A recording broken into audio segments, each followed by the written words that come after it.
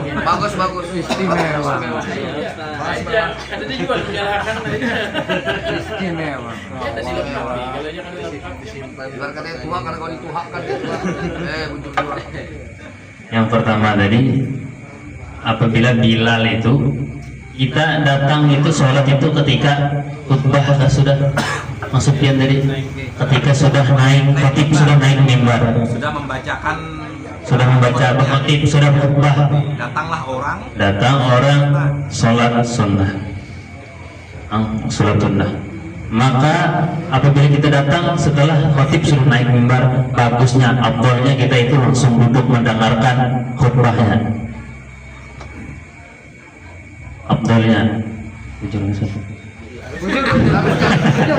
Sultan salah. Jadi ini kena disaring lagi dengan sidin lah. Ya, jangan langsung ditangkap dia. Nah, kalah pamor. Kitab ini kalah pamor dengan sidin. Jadi awalnya baiknya langsung duduk kita mendengarkan khutbah tadi, khutbah si khatib tadi.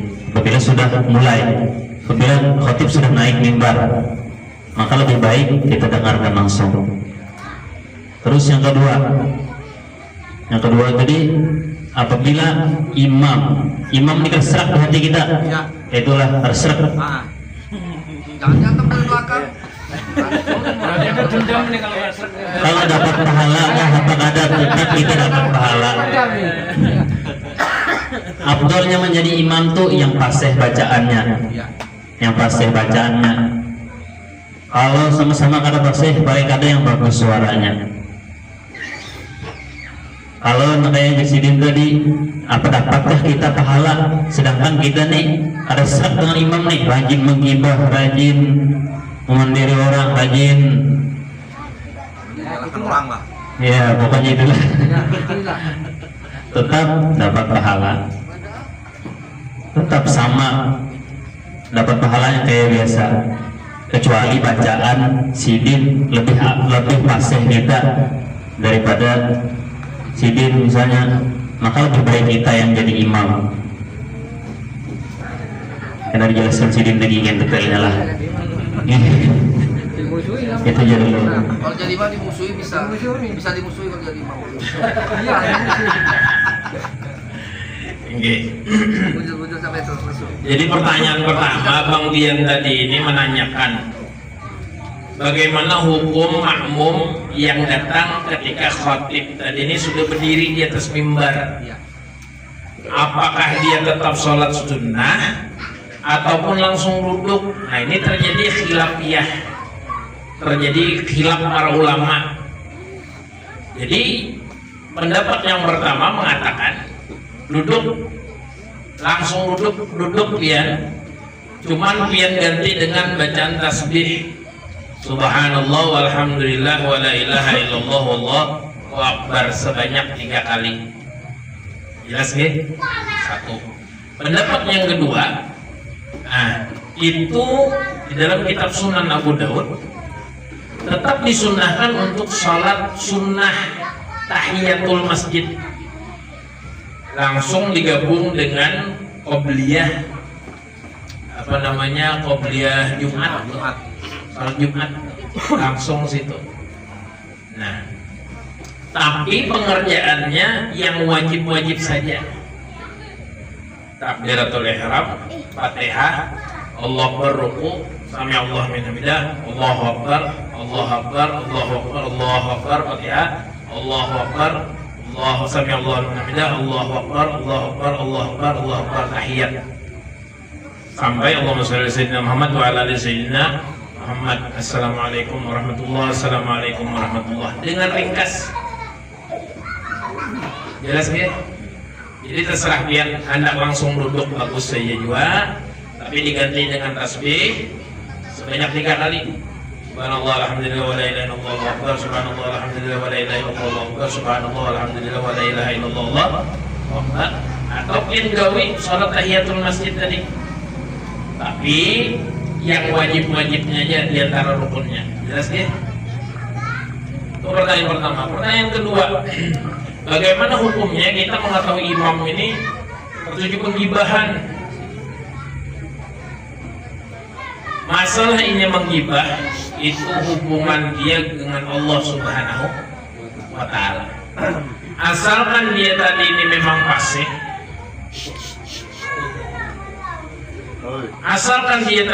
fasih, kemudian dia memang alim di dalam masalah sholat, kemudian dia mengerjakan sesuatu sholat tadi itu dengan benar, rukun, hukum, syaratnya beres, oke, bagus dia. Nah, maka bagaimana kita yang mengikuti ini? Tidak jadi masalah. Masalah ini memang menggibah itu urusan dia dengan Allah Subhanahu wa Ta'ala. Jelas ya? Berarti kita masih dapat keberkahan dari situ loh, Ustaz lah. Dapat masih. Pahala kita berjamaah itu tetap masuk, tetap dapat kita berjamaah. Nah, masalah ini dengan Allah Subhanahu wa Ta'ala tuh jarinya aja gitu. Masalah kita berjamaah tetap kita tadi mendapatkan pahala jamaah. Ada lagi? Silakan. Bisa camapan Pak. Kembali. Wah, iki. Seru ya. Ini contohnya masalah rokok. Wah, iki. Assalamualaikum warahmatullahi wabarakatuh. Waalaikumsalam. Ustaz mau nanya, tadi kan dijelaskan sunnah abaat sama sunnah hayat. Kalau saya nih teman-teman kan semuanya kan orang awam nih yang tahunya itu di dalam sholat itu ada 3 perkara itu fardu, sunnah, sama yang diharamkan. Terus kalau fardu, kalau ditinggalkan itu kan harus mengulang konsekuensinya. Terus kalau yang diharamkan itu sholatnya batal. Kalau sunnah ini kan kalau pandangan orang awam kan boleh dikerjakan, boleh tidak. Nah, sementara sunnah abaat ini kan dianjurkan untuk sujud sahwi. Nah, kalau dianjurkan berarti ada konsekuensi yang didapatkan apabila ditinggalkan. Kalau itu dianjurkan. Nah, kalau tadi yang diharamkan itu konsekuensinya kan batal sholatnya. Kalau yang fardu ditinggalkan itu kan harus mengulang. Nah, kalau sunnah abaat, kalau sujud sahwinya memang sengaja tidak dilakukan, itu konsekuensinya apa? Bagaimana? Apakah ada pahala yang membedakan antara sunnah abaat sama sunnah hayat? Itu yang pertama. Iya. Makanya ulun pesangoni ini tadi nih. Iya. Ini lagi apa? Iya. Untuk yang kedua, masih perkara sunnah. Sunnah ini kan boleh ditinggalkan. Artinya pada zaman Nabi pasti Nabi juga meninggalkan sunnah tersebut. Karena kalau tidak ada contoh dari Nabi, tidak ada tahu hukum apakah ini sunnah atau wajib. Kalau Nabi semua menjalankan, pemikirannya kan semua wajib. Tapi kalau sunnah kan pasti Nabi ada meninggalkan. Apakah ada kisahnya? Karena kita nih orang awam pasti belajarnya dari kisah itu. Itu aja. Terima kasih. Luar biasa. Bicara bro. Yang susah jadi anak dia. Kenal malah. Yang pertama tadi singkatnya tuh kayak apa, Pak? Langsung intinya. Ya, konsekuensi dari meninggal. Kalau konsekuensi dari meninggalkan fardu itu kan mengulang. Ya. Kalau konsekuensi melakukan yang haram pada sholat itu kan batal. Nah, kalau konsekuensi dari meninggalkan sunnah abad kan dianjurkan untuk sujud sahwi. Artinya itu kan ada konsekuensi yang didapat. Antara kalau sunnah abad kan wajib sujud sahwi. Kalau sunnah biasa kan enggak. Nah, apakah ada konsekuensinya? Artinya pahala yang membedakan antara sunnah abad sama sunnah hayat. Tapi kalau tidak ada konsekuensinya seperti itu kan artinya sama-sama gitu. Sama-sama sunnah. Ya, sama-sama sunnah dan sama-sama pahalanya. Jadi kalau sama-sama pahalanya kan nggak apa-apa ditinggalkan. Singkat. Terus disingkat itu. Singkat itu. Singkatan tuh, Bang. Singkatan berarti. Intinya sama-sama sunnah. Sunnah itu apabila dikerjakan dapat pahala, apabila ditinggalkan karena berdosa. Maka konsekuensi daripada meninggalkan sunnah abad tadi yaitu bang sunnah. Tapi kalau kita tutup dengan sunnah dengan sujud sahwi tadi, maka menutupi sunnahannya tadi. Kalau itu tadi kan karena bapak sujud, kalau nya sunnah hayat tadi karena bapak, tapi itu sunnah betul-betul salah. Ustaz ingin lebih jelas ya malah. Ustaz ya, yang kedua tadi Ustaz yang menjawab. Gitu. Berarti ketinggian pertanyaannya lo. Iya. Halo, apa pertanyaan tiket dewa ini? Bahkan nih. Tinggi. Jadi dalam apa namanya dalam sholat itu kan ada 3 unsur. Ada yang wajib, ada sunnah abad, ada sunnah hayat. Nah,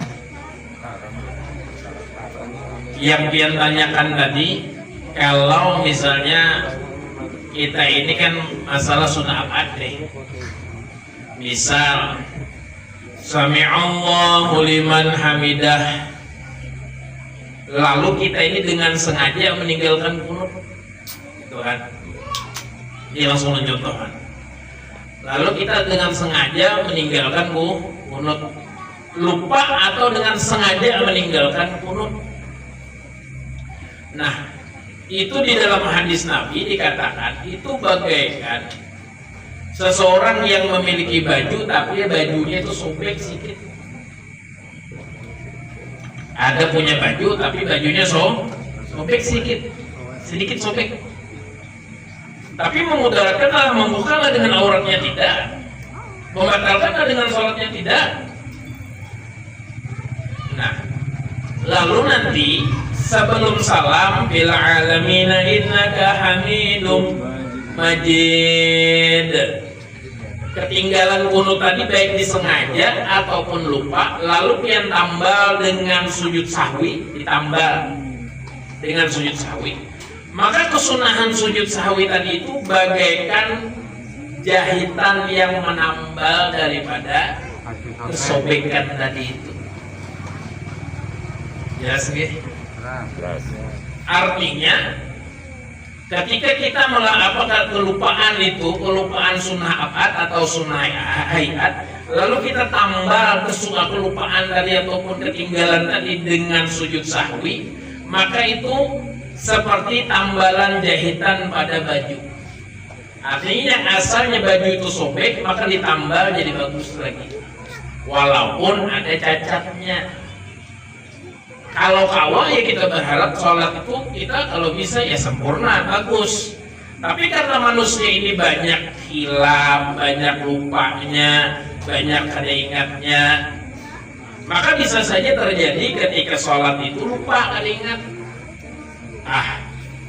tadi ini keingat aku kunut, atau hendak belaka-lakas kedusakin kunut misalnya, maka ditambal dengan sujud sah.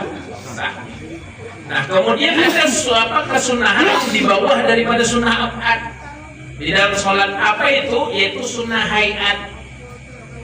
Nah sunnah hayat tadi itu tidak perlu ditambah apa-apa. Kenapa? Karena itu tidak jadi masalah. Tidak jadi masalah. Misal pian hendak ruku, tabat yada abi lahab wa tabba ma aghna anhu maluhu wa ma kasab sayasla naran dhata lahab wa imra'atuhu hammalatal hatab fi jidha hablum min masad. Ranainya kada pakai Allahu Akbar, tangan ini angkat ya, cuma kada mengucap kalimat Allah Akbar. Sah. Perlulah sujud sahwi? Tidak perlu. Kenapa? Karena derajat kesunahannya itu di bawah daripada sunnah ab'ad. Yang perlu untuk sujud sahwi tadi adalah hanya sunnah ab'ad yang ketinggalan. Jelas ya? Nah, adapun apa jadi kedua tadi? Yang kedua kan sunnah itu kan tahu hukum sunnah karena Rasulullah juga pasti pernah meninggalkan. Nah, kalau Rasulullah selalu menjalankan kan para sahabat pasti mengira itu wajib. Tapi kalau Rasulullah pernah meninggalkan kan, oh ini sunnah. Adakah kisahnya? Nah ini kisahnya, kisahnya di kitab lain, lain kitabnya nih gini. Insya Allah nanti lah boleh. Dua hutang dulu nah berpian nah. Dua hutang. Perlu kitab langsung sebutin ya. Berarti nih Sunan Abu Daud itu kitabnya. Lain nih gini.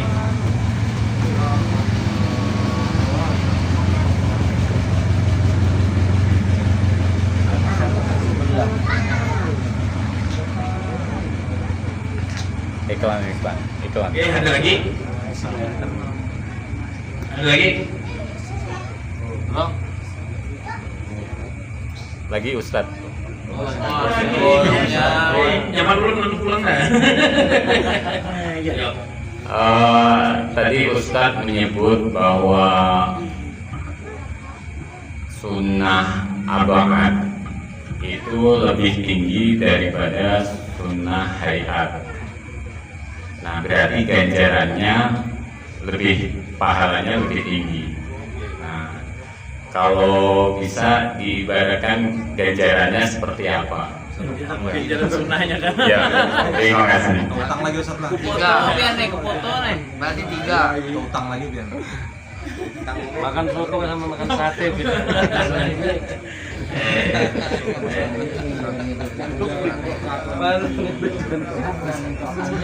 Itulah, ngomalik lah. Kalau masalah pahala itu lu kada bisa manuakannya. Kada bisa kita menggambarkan bagaimana. Tapi pahala sunnah itu ketika kita kerjakan dapat pahala. Tapi kalau kita tinggalkan itu tidak menjadi dosa. Nah, batasan syariat itu sampai situ saja menerangkan daripada ganjaran ataupun sebab akibat daripada apa yang kita perbuat. Kalau yang wajib kita kerjakan, dapat pahala ketika kita kerjakan, dapat dosa ketika kita tinggalkan. Itu hukum taklifi katanya. Kalau sunnah itu ya tadi bila kita kerjakan dapat pahala, ditinggalkan tidak menjadi dosa. Tapi derajatnya di dalam sholat, tapi bukan masalah pahalanya.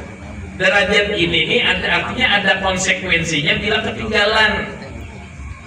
Kalau yang wajib kalau ketinggalan itu wajib diganti. Kalau dia tidak mengganti maka batal sembahyangnya, sholatnya. Kalau sunnah ab'ad, kalau ketinggalan, sengaja atau tidak sengaja maka disunnahkan untuk sujud sahwi. Nah kalau sunnah hayat, Ini sunnah agak ringan. Nah, itu tidak ada konsekuensinya. Artinya tidak perlu kita tadi itu untuk menambalnya dengan sujud sahwi. Nah, masalah pahalanya wallahu alam. Hanya Allah yang tahu. Jelas kan?